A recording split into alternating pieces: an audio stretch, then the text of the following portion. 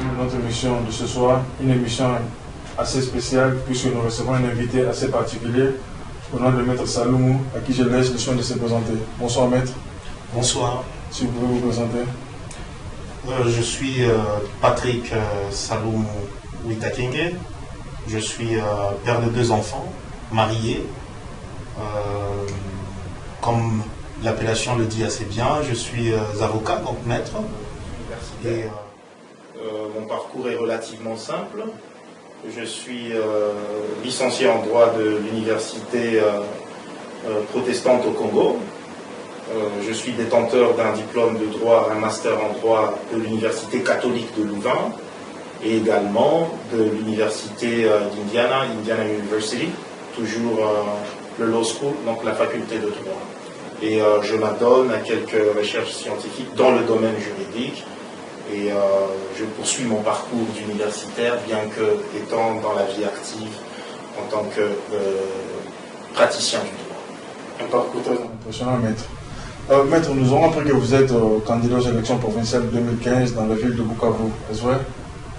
C'est une évidence, oui, c'est une vérité que l'on ne pourra pas retenir parce que ceux qui sont dans la ville de Bukavu maintenant savent le voir. C'est bien affiché sur les bureaux de la CENI, localement, à la place de la Poste. Il y a bel et bien mon visage, et donc je ne saurais pas le retenir. Cependant, on ne pourra pas commencer la campagne tout de suite, quoi. Donc, mais c'est quelque chose, effectivement, que certains Bukaviens assez curieux savent déjà.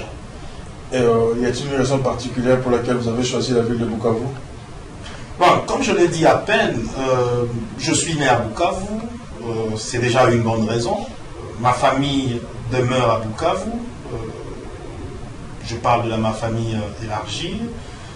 Il y a également quelques amis, et, en tout cas en bon nombre, et connaissances qui y sont, que je connais et qui me connaissent. Et je suis particulièrement intéressé aux difficultés de la ville de Bukavu. Bukavu, c'est aussi une passion pour moi. J'y vais et j'y suis très souvent au cours de l'année, et donc je ne pouvais que choisir Bukavu. Maître Patrick, serez-vous candidat indépendant ou candidat sur une liste? Ma candidature est celle de la liste NCR, Mouvement Congolais pour la Renaissance. C'est un parti frère au MSR. Nous sommes autant connus qu'eux, ou en tout cas en passe d'être connus autant qu'eux. C'est un parti congolais normal, proche de la majorité, partie intégrante de la majorité d'ailleurs, pour mieux dire. Ce qui est bon est que c'est un parti qui a une identité particulière. C'est un parti qui s'affirme d'une manière particulière dans la mesure où nos prises de position sont basées sur l'intérêt populaire, l'intérêt de tous les Congolais, pas seulement bukaviens, et nous sommes responsables par rapport à tout ce que nous faisons. Ce qui implique, par exemple, pour illustrer mon propos, que nous sommes parmi les rares partis de la majorité à avoir pris position, que ce soit publiquement, que ce soit en coulisses, avec les autres membres de la majorité présidentielle, pour indiquer qu'il était malvenu que l'on puisse réviser la Constitution, chose qui a été heureusement respectée. Maître Patrick, j'ai parlé que les candidats provinciaux dans la ville de Bukavu, il y en aura autant. Qu'est-ce qui fait la différence entre vous et certains candidats? Qu'apportez-vous de particulier pour la ville de Bukavu? Il est tout à fait évident qu'il y aura plusieurs, ou bien il y a déjà plusieurs candidats à cela, mais qu'est-ce que je peux apporter de plus si pas ma compétence et ma propre personne? Je crois quand même que, même si on ne le dit pas assez, l'Assemblée provinciale du Sud Kivu souffre, ou en tout cas du moins a besoin d'un apport assez technique, assez élevé pour que les choses aillent de l'avant. Ce n'est pas un secret si je rappelais par exemple que cette Assemblée-là n'a pris que, en tout cas tout au plus, 5 édits, et sur des matières peut-être qui ne sont pas les plus importantes pour les Bukaviens. Et donc, en plus de ma compétence que je compte apporter, il y a aussi une vision politique que j'ai, il y a les questions essentielles qui m'intéressent, notamment la question sécuritaire, le social, l'emploi lui-même, et donc je crois que ce n'est que bienvenu. Et Maître Patrick, puisque vous venez de parler de la sécurité, de toutes les régions de la RDC, il y a celle du Nord et du Sud Kivu particulièrement qui posent problème de sécurité. Quelle est votre vision sur ce fait? La sécurité à l'est de la République démocratique du Congo est quelque chose de très sérieux. Et on n'a pas qu'à prendre les deux Kivu, les deux provinces, le Nord et le Sud Kivu. Il y a aussi l'ancienne province orientale, donc en Ituri et partout ailleurs, où des groupes armés sont en train de s'aimer la terreur et le malheur dans la population.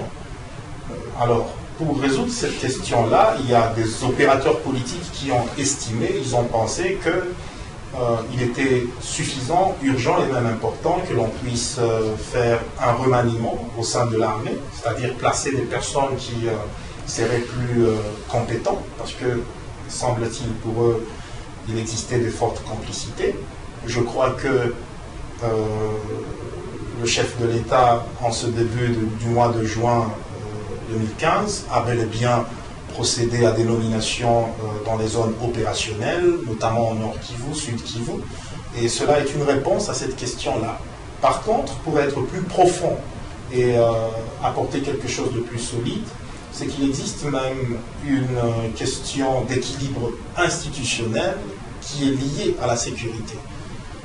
La question d'équilibre institutionnel, et c'est la première vertu de ce que j'estime pouvoir être important, consiste tout simplement à dire et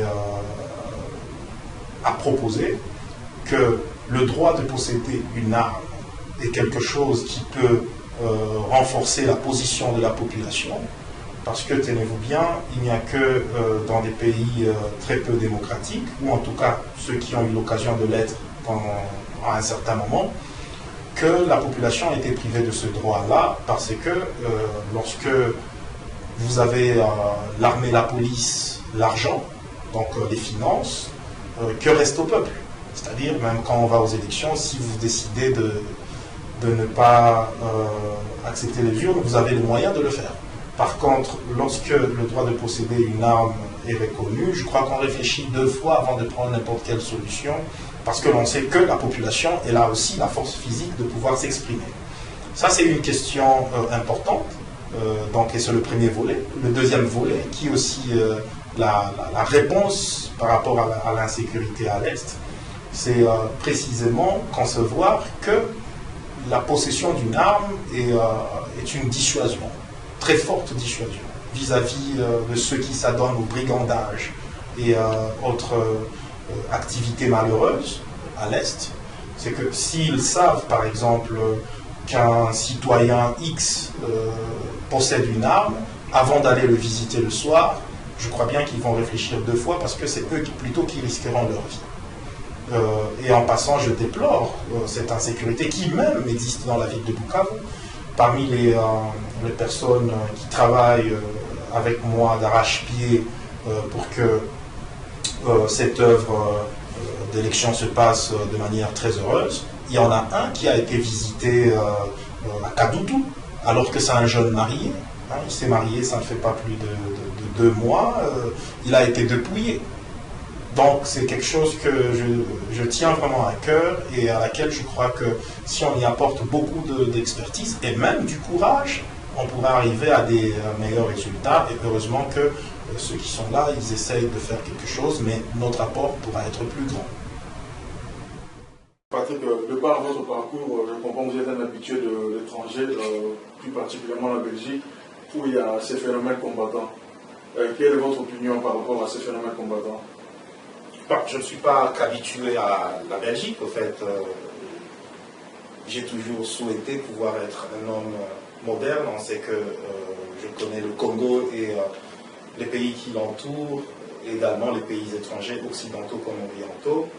Le phénomène combattant, puisque vous l'évoquez, l'opinion que je peux avoir à ce propos-là, c'est peut-être me ramener d'abord à ce qui est essentiel par rapport à leur logique et raisonnement.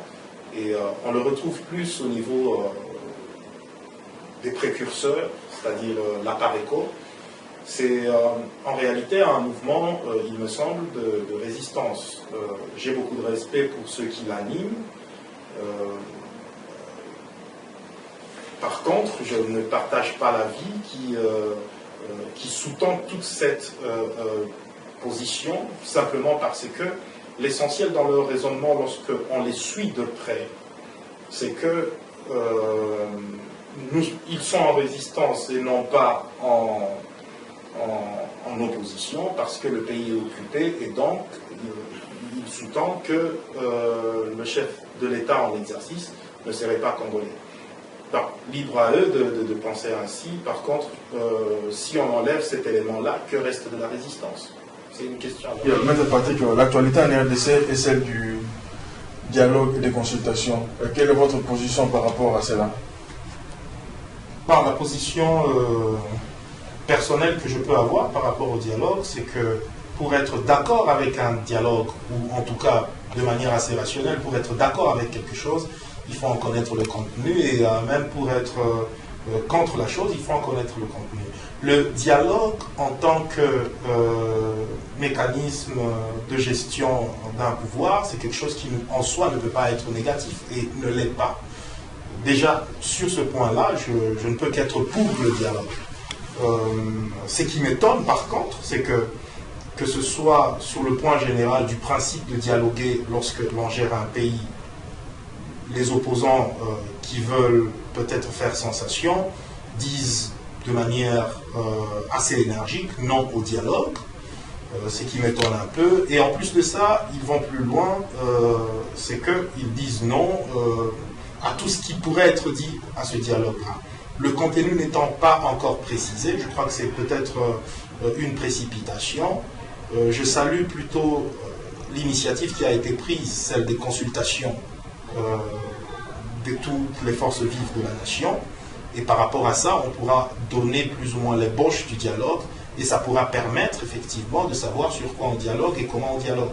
Mais déjà, je peux entrevoir que le dialogue va porter notamment sur les questions électorales et les questions connexes. Et il n'y a aucun mal à cela. Il faudrait peut-être plutôt demander, puisque c'est assez curieux, demander à l'opposition politique pourquoi est-ce que, de manière assez bizarre, ils développent cette suspicion, peut-être légitime pour eux, et ils sont très attentifs aux ambassades lorsqu'ils sont appelés pour dialoguer des questions du Congo. Ils ne veulent pas les faire avec les Congolais. Ça, c'est quand même très curieux. Par rapport à ces dialogues, nous connaissons tous la crainte de l'opposition, c'est qu'il pourrait y avoir un risque de glissement. Qu'en pensez-vous? Bon, qu'est-ce que je peux en penser d'autre si pas analyser les faits de manière objective et froide? C'est que le glissement ne peut pas être la conséquence du fait que deux Congolais se parlent. Le glissement, ça peut être plutôt la conséquence du fait qu'on ne respecte pas le calendrier électoral.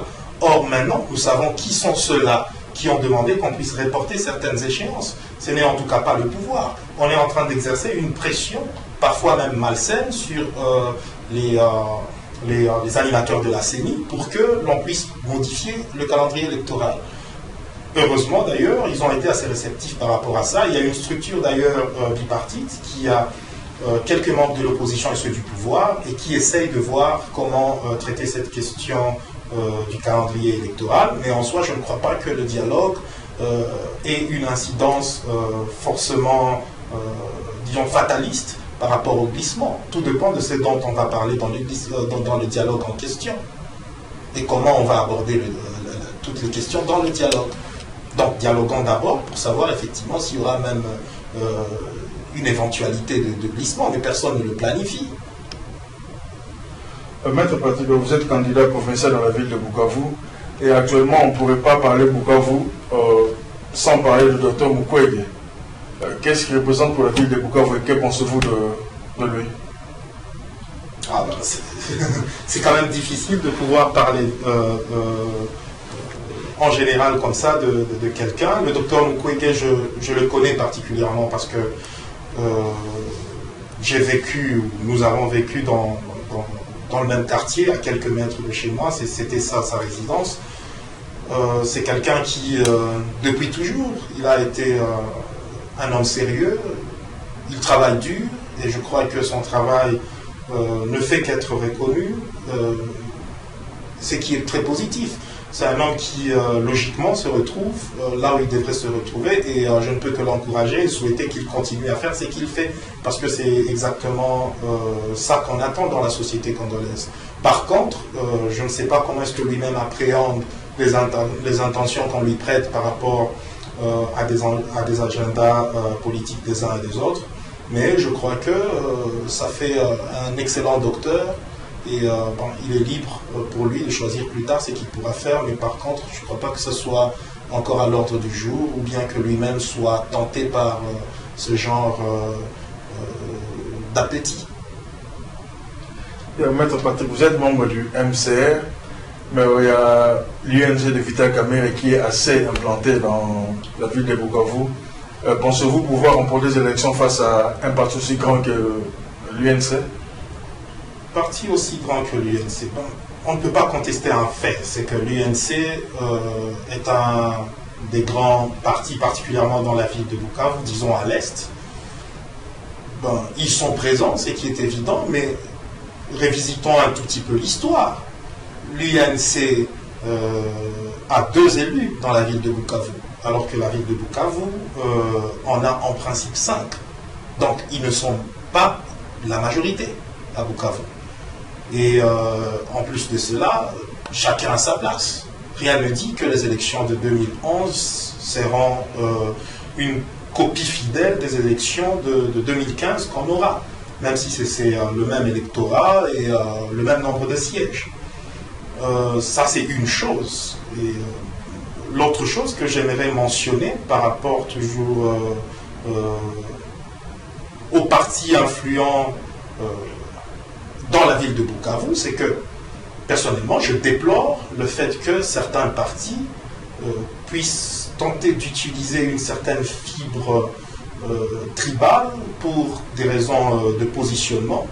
Peut-être que leur substance ne leur suffit pas pour cela. Il y a des partis dans lesquels on affiche des noms semblables. Sur les 5 candidats, ils en ont 4, ce qui fait 80%, et ça fait pitié, c'est malheureux. Mais j'espère que la population de Bukavu saura plus ou moins qui sont les gens à qui faire confiance, que ce ne soit pas tout simplement une affaire entre Mwenewiru, entre qui, je ne sais pas. Donc que ce soit une affaire quand même des gens valides, valables, capables d'apporter quelque chose. Et je ne suis pas d'ailleurs le premier homme politique à affirmer que lorsque l'on ne se fait entourer que des personnes de sa tribu, et parfois même de son territoire, ce qui est très révélateur de certains, on cesse d'être un homme politique, on devient un chef de bande. Maître Patrick, nous avons tous des rôles modèles, et vous, particulièrement en tant que politicien, y a-t-il un politicien congolais qui vous inspire? Certes, il y a des hommes politiques, d'ailleurs ils sont plusieurs, qui m'inspirent dans le sens où j'ai beaucoup d'estime par rapport à leur apport dans la politique, leur façon de faire la politique. Mais il y a certainement ceux qui se démarquent des autres. Dans les 10 dernières années, comme vous l'avez demandé, il y a quelqu'un de très particulier qui m'inspire plus que les autres. Malheureusement, il nous a quittés, si je ne me trompe pas, en 2007. Le professeur Samba Kaputo. C'était un homme de grande valeur. Il avait une très grande finesse. Et y a-t-il une raison particulière? Ah, certainement, oui. Il y a une raison. Il y a plusieurs raisons, mais l'une des raisons que je peux avancer, c'est par exemple le fait que ceux qui étaient très attentifs lors des événements électoraux, ou en tout cas du cycle électoral de 2006, ils pouvaient facilement comprendre que c'est quelqu'un qui avait joué un rôle particulier, que ce soit non seulement pour, je dirais, la majorité présidentielle à l'époque, mais aussi pour le peuple congolais. Sa finesse a permis d'éviter beaucoup de choses, et au final, je crois bien que c'est quelque chose qu'on devrait saluer. Maître Patrick, nous avons connu 2 élections au pays, et là nous allons à la 3e élection, et vous n'étiez pas candidat aux 2 élections précédentes. Vous avez certainement eu analyser, avoir une idée sur ce qui s'est passé. Quelle est votre opinion, quel est votre point de vue sur les deux élections précédentes et quelles leçons tirez-vous de cela? Bon, d'abord, pour ce qui est des élections, je crois qu'au Congo, on a connu quand même d'autres élections aussi en 1960.